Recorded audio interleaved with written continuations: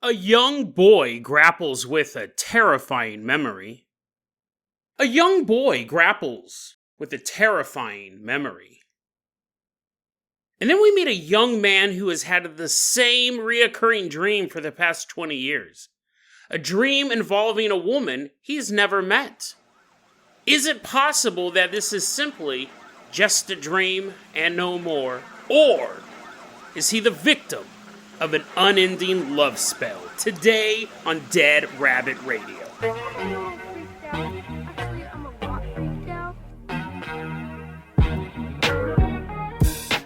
Hey everyone, welcome back to another episode of Dead Rabbit Radio. I'm your host, Jason Carpenter. I'm having a great day. I hope you guys are having a great day too. I hope you guys have some cool plans for the weekend. We got a lot of stuff to cover, so we're going to get started right away. First off, let's go ahead and introduce today's supporters. Walking into Dead Rabbit Command right now, pulling off an encore, a special double episode from yesterday. Give it up for the beautiful Mina and her hunky man meat known as Murphy. Woo! Yeah, everyone, they're all looking like, what? That's a weird intro.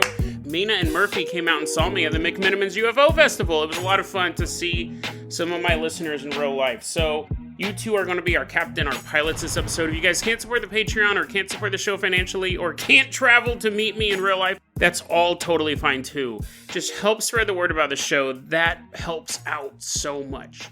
Now, Mina, I'm going to go ahead and toss you the hair hang glider. We're going to grip onto your ankles and you're going to go jumping off the highest point of Dead Rabbit Command. We're flying all the way out to Tucson, Arizona.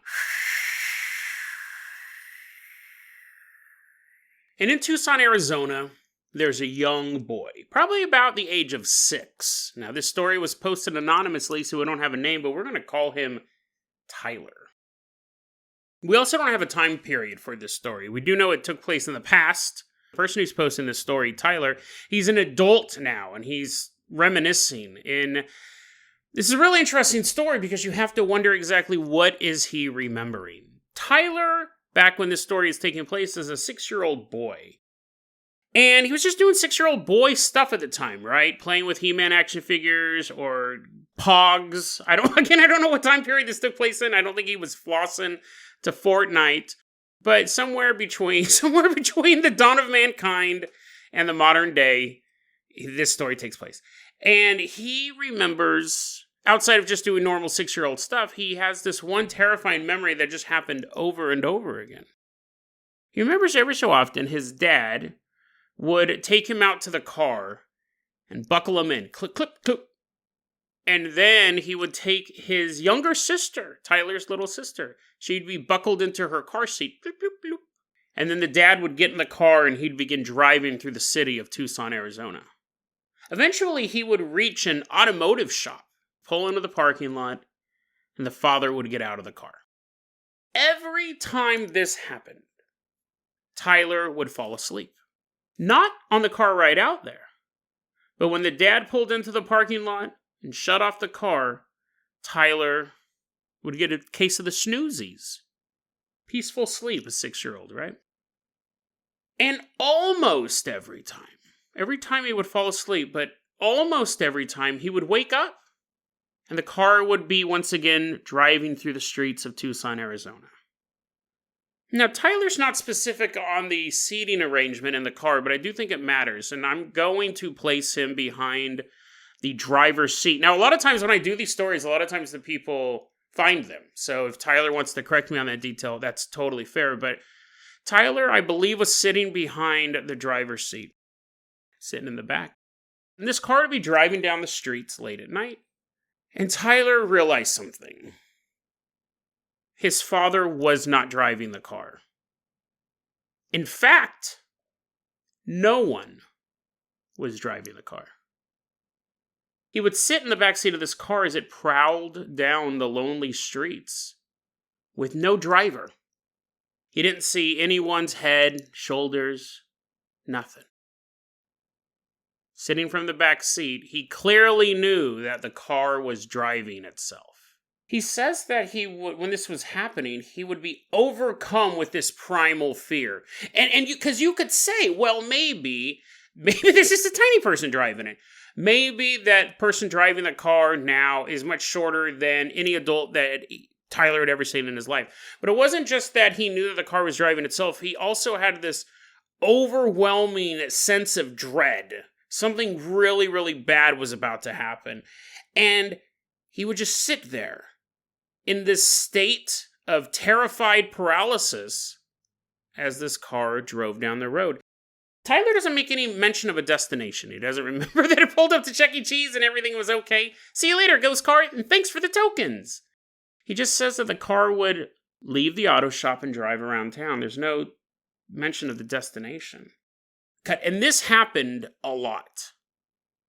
This happened so much. His dad taking him to the automotive shop, the dad getting out of the car, Tyler falling asleep, and then waking up and the car is driving itself, that he began to get anxious whenever he had to get in the car. He started to feel like anytime he got in the car, he was going to the auto shop. But you're 6, what are you going to do, right? You can only throw so many fits, stamp your feet so many times. You're 6 years old, you really don't have a choice. You're getting in that car. Now, a lot of times, he'd get in the car, and they would go to Chuck E. Cheese, or they would go shopping, or they would go to the friend's house, or they would go to church, or whatever. So more times than not, it was a normal car drive. But every so often, Tyler would watch that car creep closer to that auto shop. And then as the father parked the car in the parking lot and turned it off, Tyler's fear was brushed aside as he slowly fell asleep. Tyler never really stated when it started or how it started, but he definitely knows when it stopped. He said one day, my dad drove to the auto shop, got out of the car, left me and my sister in it. And sure enough, I fall asleep. I wake up and the car is once again driving itself down the road. And this time, for the first time, I fought against the overwhelming dread. I fought the fear. I had to know what was going on. For the first time, Tyler decides to peek around the driver's seat, to truly see, for once and for all, if this car was driving itself or if it was 3 kids in a trench coat. So Tyler peeked around the driver's seat. He's sitting in the back and he's peeking his little head around, and he sees very, very clearly nothing is there. Nothing. He said from the back seat, as I craned my head around and got a good look, the driver's seat was clearly empty, but the steering wheel was slowly swaying back and forth like someone was steadying a car.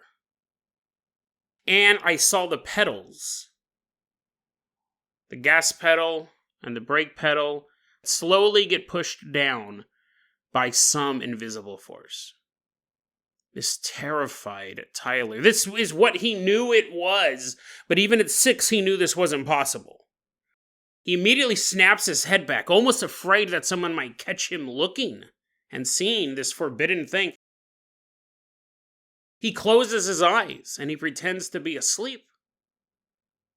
But he is so horrified, he passes out. He said the fear was so overwhelming, I lost consciousness. Basically going into shock. And he said that was the last time that ever happened. His father never again took him to the automotive shop. He never once again sat in the back of a car that drove itself through Tucson, Arizona. Tyler added a couple additions after this. That's the bulk of the story, but he did add a couple details. One, he said that, listen, it obviously sounds like a dream, right? Obviously, with a little kid falling asleep in the back of a car, the easiest thing to say is that he was dreaming, but he's like, this was so real. Like, this was part of my childhood. It was so real, it was so vivid, and it happened all the time. I don't think it was a dream. I was thinking, not necessarily paranormal, but repressed memory. Trauma block, right? And even Tyler thinks that's what it could be. Like, there was so much trauma going on that it wasn't an invisible person, it was a real person that he blocked out from his memory. And that would track, right? We know that happens. We know people can actually repress memories or have distorted memories and things like that. That totally makes sense. And that's a very, very dark story then. Like, on the one end, on the paranormal end, we have Ghost Car, which is awesome, right? That could be a Pixar movie. That could be a regular movie. It was not a movie to this kid. It was his real life. Ghost Car. Herbie. Wasn't Herbie a ghost? Herbie the Love Bug? Wasn't he possessed by the ghost of some dead monk or something like that? Could be that, right? Could be Ghost Car. And that would be fine. I mean, not for this kid, right? He's terrified. But Ghost Car, I would be willing to believe that is possible. I believe in ghosts. I believe that ghosts can possess inanimate objects. It totally makes sense, right? That tracks on the paranormal side. But, and here's the thing, like, if you had a choice between having a childhood where you think that every so often some dead monk floating around the Sistine Chapel or something wants to take a vacation inside of your Chevy Camaro, that's cool, right? Go on a lot of magical adventures. But then the other option, like, you can choose 1970s Disney movie, or that something happened to you so often, so regularly, with the knowledge of your own father, that he delivered you to this location, that was so terrifying, your brain actually altered reality. Like, your brain basically said, a ghost car is more soothing than the trauma you are currently going through. That's way worse. Like, if you had to choose between the two, Herbie all the way. And it's funny because this is one of those stories that has its foot in two worlds. I'd love for it to be a paranormal story, but it could be a true crime story. And if it is, that's absolutely terrifying. And then you think, was the kid being knocked out? Was Tyler and his sister being put to sleep? And this last time, there was some human driving the car, and they realized that Tyler was actually awake, and Tyler got a good look at the guy, and then the guy's like, I don't want to, like, be driving that kid around anymore. Assuming that's what they were doing. I don't think anyone represses memories because they go for a joyride through Tucson, Arizona. Like, you can only imagine the worst, so I don't want to imagine it, right? I don't even want to think about it. But what a crazy story. I found this was actually posted on the X board. They had a really cool thread. Actual weird, inexplicable things that have happened to you. And there's a bunch of people talking about a lot of experiences from their childhood, because I think that's what the OP was kind of mentioned, their childhood specifically, if I remember correctly. Anyways, it'll be in the show notes. You can go through there and look at some of the other ones. But terrifying story or uplifting Disney Channel movie. The boy who fell asleep in the automotive shop. That would be much, much preferable. Mina, let's go ahead and toss you the keys to the Carpenter Copter. We didn't get you in the Carpenter Copter yesterday, so that's why you're back for this episode. Mina and Murphy both get in your pilot uniforms. We are leaving behind Tucson, Arizona. We are headed all the way out to a local high school. Oh, here's an interesting thing. I actually didn't plan it this way. This story was supposed to be on yesterday's episode. This story is actually also from the actual weird, inexplicable things that have happened to you. So, double header. I didn't expect that. I usually like to spread this stuff out more. They come from the same source. But here we are at a local high school. Mina, land this Carpenter Copter. We're going to disembark. I hope you guys brought your high school clothes. I did. And we're here to meet this guy. Now, we don't have his name either. It's posted anonymously. We're going to name him Aaron. Aaron, shortly after he graduated from high school, he began having this dream. Doodle-up, doo-wah, doodle-up, doo-wah. It's a sunny day. And Aaron is sitting on a little stone bench in the middle of a garden. Doodle-up, doo-woo, doodle-up. Love is in the air. As Aaron is sitting next to his girlfriend, his high school sweetheart, Lisa. And she just has the dreamiest look in her eyes for Aaron, and Aaron looks back at her, and he's just never been in love like this before. Doodle-up, And they're holding hands. They're walking through the park together, enjoying the sunshine on their skin. And that's when Lisa turns to Aaron and says, Aaron, I love you so much. I love you so much. And Aaron looks down at her and says, I love you more. And through their romantic date, they're laughing and smiling at each other. They're enjoying life together. Young love. And she pulls out something she's clipped out of a magazine. And she goes, Aaron, when are you going to buy me my pink Corvette? She says it a little jokingly, a little coy. But Aaron knows this is something Lisa's always wanted. She's been talking about this for a long time. Her dream car. A pink Corvette. And she pulls out of her pocket a folded photo from a magazine. And there in this picture is Lisa's dream car, a pink Corvette. And Aaron goes, someday, baby. Someday when I make all the money in the world and I'm rich and famous and successful and I have you by my side, I'll get you all the pink Corvettes you want, baby. Doodle up. Doodle, doodle up. Aaron wakes up. He's alone in bed. He's sitting there. And he sighs. Because he has had this same dream once a week for 20 years.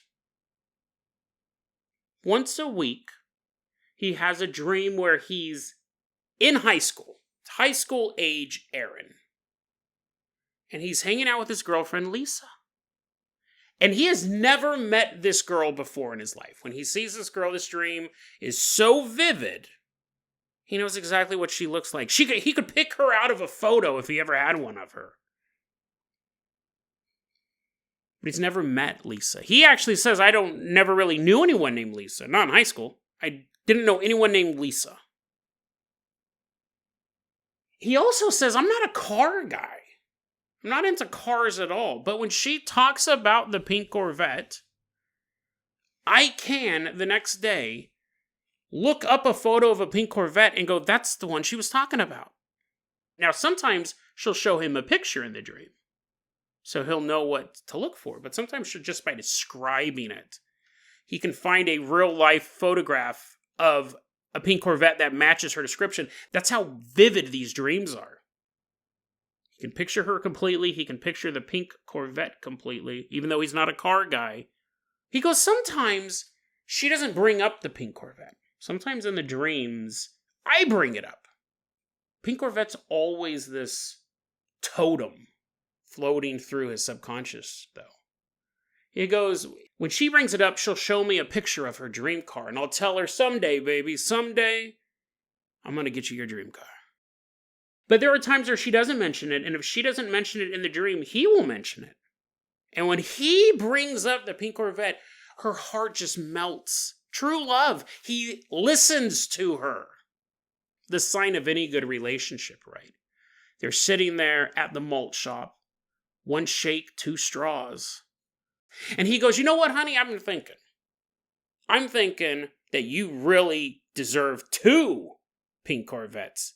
And she, oh my God, yeah, that's totally my dream car. Oh my God, she's totally freaking out. She's so excited because he listens to her. But the pink Corvette is always present in these dreams, and him and Lisa are always present in these dreams. But he doesn't know who Lisa is. Until 4 years ago. 4 years ago, Aaron was looking through a yearbook online. His yearbook, not just some random high school yearbook. He was looking through his high school yearbook online. And he came across a listing for an Elizabeth Martinez. And when he saw that photo, he knew. He knew it was her. He'd been seeing her once a week for the past 16 years at this point. 16 years.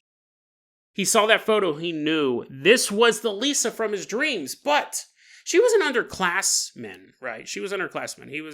So if you're not familiar with American high schools, freshman, sophomore, underclassmen, junior, senior, upperclassmen.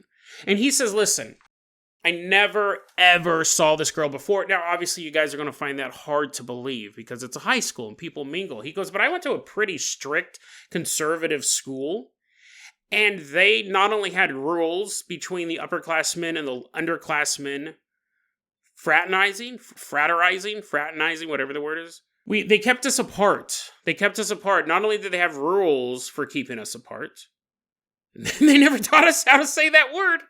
He goes, the school is actually designed so we wouldn't really even interact.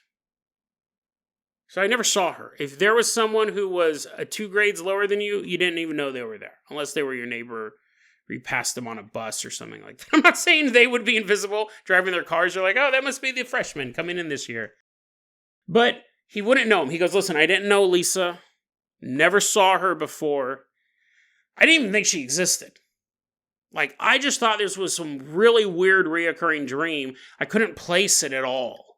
I had no real way to process it because it was about someone that I had never met. And now here I am, 16 years having these dreams. And there she is. She does exist. And she has the same name, basically, Elizabeth Martinez Lisa. So that happened 4 years ago, and he's still having those dreams to today. It's been 20 years since the first dream has popped up, and he has them every week. Now, 4 years ago, he found the photo of Elizabeth Martinez, and luckily he had the name. Could you imagine how insane he would have went if he just saw a photo? He started looking her up on social media. Nothing. Which, hey, Elizabeth Martinez, it's a pretty common name. He began looking through classmates' social media who could possibly be a friend of hers. Nothing. He cannot place her anywhere in the digital sphere. She's a ghost. She's a digital ghost. He says that when he saw this photo of her in the yearbook, think about the different words you would describe having a reoccurring dream for 20 years, thinking that it was just your brain synapses firing and your consciousness was trying to make some sort of order out of the chaos, and then finding out that the chaos is real. Finding out that this girl you've been dreaming about and this girl wanting this pink Corvette for 20 years, you find out that she's real. I think I would use the words shocked or amazed, flabbergasted. The words he chose is very interesting, right? Word choice matters. The words he chose was, he described this realization with, quote, absolute horror. Absolute horror is what he is dealing with at this moment. And he's trying to track her down, and he can't. He has to get an answer to this. Now, there is something to hang his hat on. It's not just random chaos while dreaming. This woman exists. But for the past 4 years, he's been trying to find any trace of her, and he can't. Which means a few things. One, super common name. Hard to find. Two, moved out of the area. So all of your searches in the local area are for nothing. And as common as a name as Elizabeth Martinez may be in your area, nationally, it would be impossible to find this person. I wonder if with Google, I know Google reverse image search can tell you if the image has been used. I wonder if Google reverse image search will eventually, I'm sure they can do it now, but it hasn't been released to the public.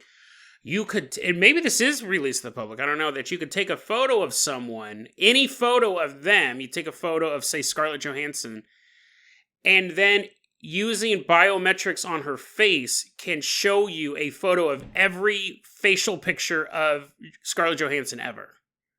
Which would be useless because you could just type in Scarlett Johansson. But if someone wanted to find photos of me, right, all 10 of them, there's not a lot of photos of me, honestly. But even as a child, I didn't have a lot of photos taken. You would have, like, you could pull up every single photo of me ever posted online, ever. So if you had that, you could use it on this Elizabeth Martinez woman, and would pull up all of this woman, right? I'm sure that technology is out there. If it's not available to us, it's available to someone, like the feds or something like that. But anyways, He can't find her. I totally forgot where I was going with this. I went on my sci-fi eagle eye Shia LaBeouf rant. Where was I going with this? He can't find... this is where I was going with this. If you can't find them, super common name, she may have moved out of the area. It's possible that she had sort of adverse life event, like a stalker, and she doesn't have social media, right? That's definitely possible as well. At a certain point, it just became too much trouble, and she's like, nope, I want it gone. The other possibility is the fact that... Well, I guess there is one that she just doesn't like social media, but the fifth one would be the fact that she's passed away. That she's no longer with us. And that's the reason why she's not on TikTok, because she's dead. Right? If she died before Facebook really took off or Instagram really took off, this might come as a shock to you, but ghosts can't start social media accounts. So that's possible. There's those 5 possibilities.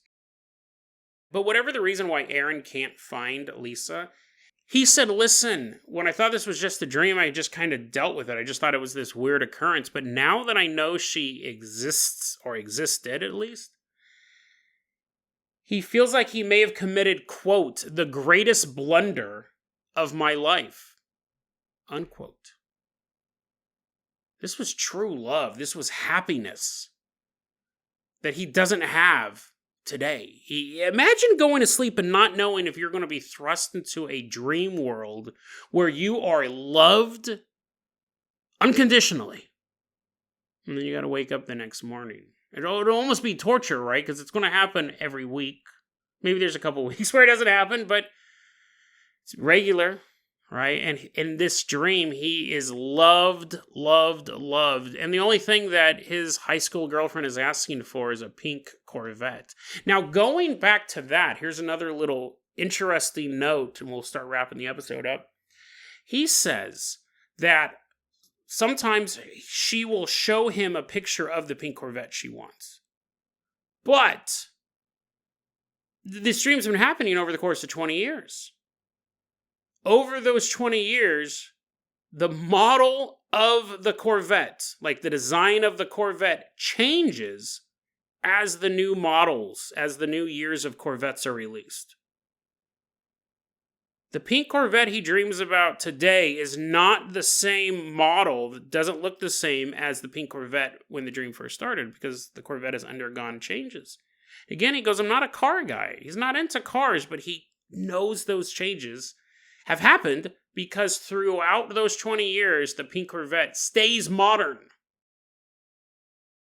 And not only that, he goes, early on when I'd have these dreams, she would pull out a clipping from a magazine. Say, this is the car I want, Aaron. But over the years, she stopped pulling out the magazine clipping. In later dreams, they would be over at his house or her house, hanging out in the living room, and she'd be like, oh my God, you have to see a photograph of this pink Corvette. I want it so much, baby. I want it so much. She'd go to the computer and look it up online and point to the monitor. See, baby? This is the one I want. You'll get that and so much more, Lisa.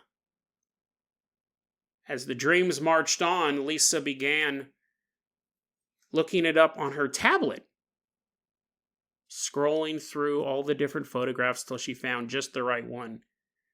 And now in the most recent dreams, she's pulling out a smartphone, thumb texting it into the search engine, showing him a brand new 2022 pink Corvette.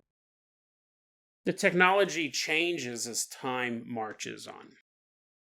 This is my take on this. What I believe is that, I actually believe this story could totally be made up, right? Every story we've ever covered could totally be made up. From Crash at Roswell to this, right? That's just something that you encounter when it comes to paranormal stuff. This could all be made up. Technically, every story is creepypasta. Just some of it was published in books in the 1940s. But it's still creepypasta. It's still one person's account, or maybe 3 persons' account, or one person saying what 3 people told them on their deathbed, and da-da-da-da-da. Everything can be painted with this could be true or not. And I never like to really gloss over that, because that's just the fact of the matter. Doesn't mean it's not fun to look at this stuff, but we just have to acknowledge that. I think when we fail to acknowledge that, I think that's not a good look for us.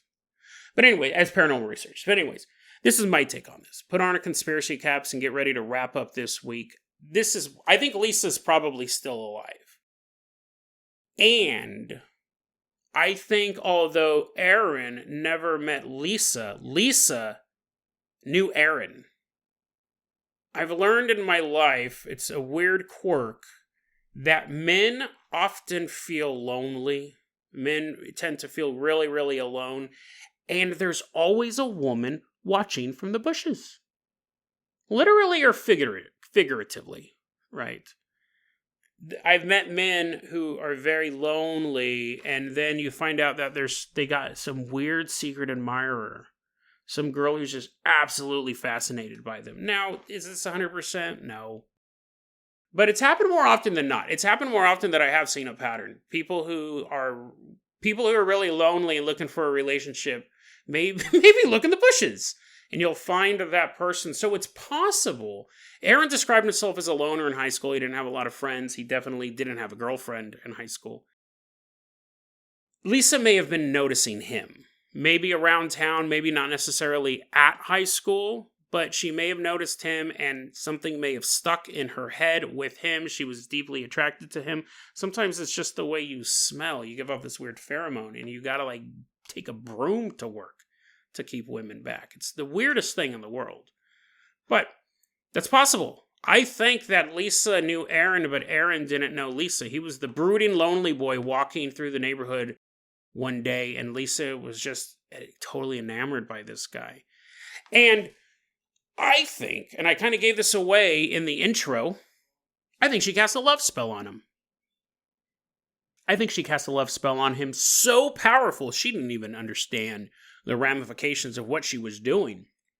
A love spell. An unfulfilled love spell from a young, hormonal witch. She may not even known she was a witch. You know how much power you would have to generate? There are people who write books on magic who could not cast a love spell that lasted 20 years. That's what I think happened. I think that she definitely had some untapped reservoir of power, and she utilized it, and she cast an adolescent love spell on this young man. And the reason why I don't think she's dead is that I think the love spell would have dissipated by now. I think she's still alive. I don't know if she's still pining for Aaron, but the love spell's still active. She may be married and have kids and, getting ready to go to college right now, and who knows? But whatever she did to Aaron is still around, and it could be around for another decade, 2 decades. It could be the last dream he has the night before he dies is of Lisa showing him a photograph of a pink Corvette. A love spell so powerful, it's lasted 2 decades. Cast by a woman who Aaron has never seen before. And when he does finally find proof that this woman exists, he can't find proof that the woman still exists. Possible the story's completely made up. Possible that I'm off with the magic spell thing, right? It could be possible that magic isn't the answer to this one, but what an amazing, I love this story. I love this story because people do weird things when they're in love, and young love is super dangerous. Young love is when 2 people fall in love so much that they murder the girl's parents and then go rob 6 gas stations until they have a shootout with the police. That's young love. You very rarely see people in their 40s doing that. It happens, but it's far, far more rare. But a love spell cast by someone you never even met. And for Aaron, is there any relief for this? Can he stop it? It's possible he could get some spiritual guidance, talk to a minister, rabbi, cleric, whatever religion you belong to, and get some advice. Try to get it cleansed off of you. Or you could just live with it, right? Now that you know that this woman exists and you might have some idea that she cast some sort of love spell, you just roll with it, right? I don't necessarily think it's the greatest blunder of your life, Aaron. I think that it may never have meant to be. It may have been a love spell, and it's just continuing to activate in your mind. I mean, I get it. Like, that's not super calming. You still have to go to this paradise once a week, but I mean, a lot of people don't get paradise ever. You know, maybe savor those dreams. But I think the worst possible ending to this story, and of course that's the way I want to wrap it up, is I imagine that Aaron is finally able to track down Lisa, finds out where she lives. Now, of course, once he had that information, he would spend another 2 weeks, 2 months, 2 years maybe, trying to work up the guts to contact her. To contact the woman he's seen every week in his dreams. A pure, perfect love. And it's possible that Aaron is in the position now where he goes out and he buys that brand new pink Corvette and drives it up to Elizabeth Martinez's house. He jumps out dressed in a suit. He looks like he just walked off the runway. And Aaron is walking up the driveway to this house. And he knocks on that door. And the door opens up, and there stands Elizabeth Martinez. 20 years older, but still as beautiful as the woman of his dreams.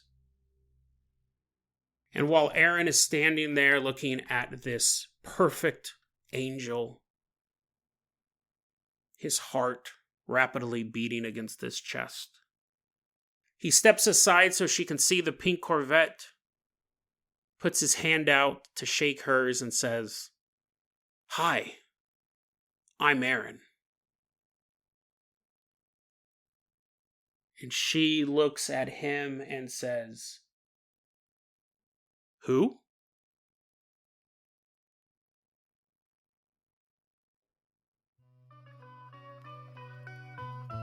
deadrabbitradio@gmail.com is going to be our email address. You can also hit us up at facebook.com/deadrabbitradio. TikTok is at deadrabbitradio.